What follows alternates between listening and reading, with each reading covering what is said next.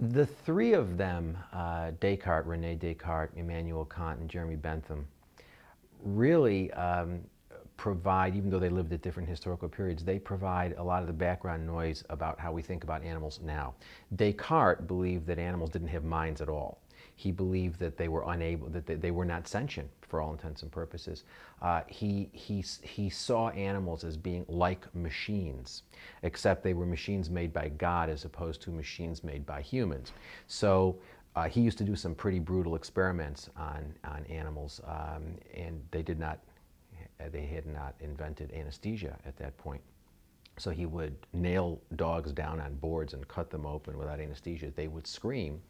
And when people asked, well, aren't they feeling pain? He would say, no, that's no different from a machine that needs oil. A machine that needs oil will whine. A dog that's cut open will make this noise, but the whine of the machine that needs oil and the sound of the dog screaming are the same sorts of sounds. They're just machines that are not functioning properly. So as far as Descartes was concerned, animals weren't really sentient at all. They had no interests to speak of. Immanuel Kant recognized that animals could suffer, but he thought because they were not rational, because they didn't have minds like ours, it was all right for us to use them. Our use of animals and our treatment of animals really didn't raise a moral problem because they were different. They were outside the moral community, and they didn't matter morally. Kant thought that we had an obligation to be kind to animals. The reason why we had an obligation to be kind to them was because if we were cruel to them, it would make us more likely to be cruel to other humans. And we did have obligations to other humans. So he thought because animals are not rational, they are outside the moral universe. We can't have moral obligations that we owe to them. We can have moral obligations that appear to be owed to them, like an obligation to treat them humanely, but that's really an obligation which is owed to other humans and not to animals.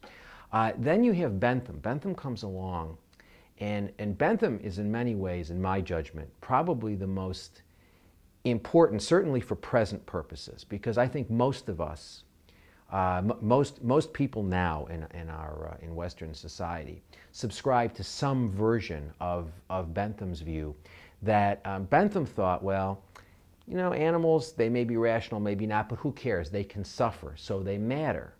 But Bentham also thought they didn't have minds like ours. Their minds, they were able to suffer, but they really didn't have, they didn't have a sense of self-awareness. They weren't really self-aware. They didn't have a sense of their own lives. And they didn't care about whether we used them. They only cared about how we treated them when we used them for various things. So Bentham thought that animals didn't care, for example, whether we killed and ate them, only about how we treated them in raising them and slaughtering them.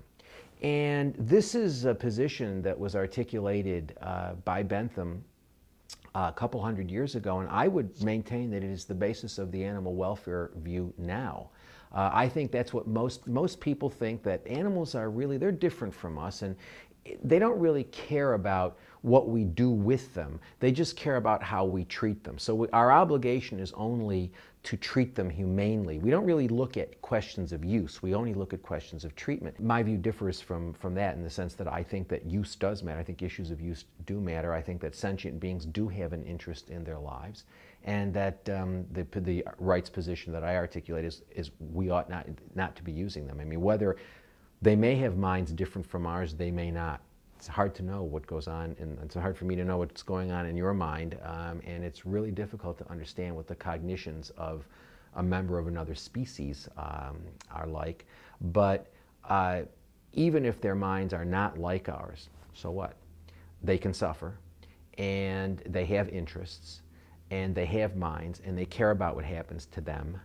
And it is that characteristic alone, for me, that supports the notion that we ought not to be treating them as things and exploiting them and using them for our purposes, however humanely we treat them. I see that as a separate question. You know, we can obviously treat them more or less humanely, but I think the fundamental question is the question of what's our moral justification for using them.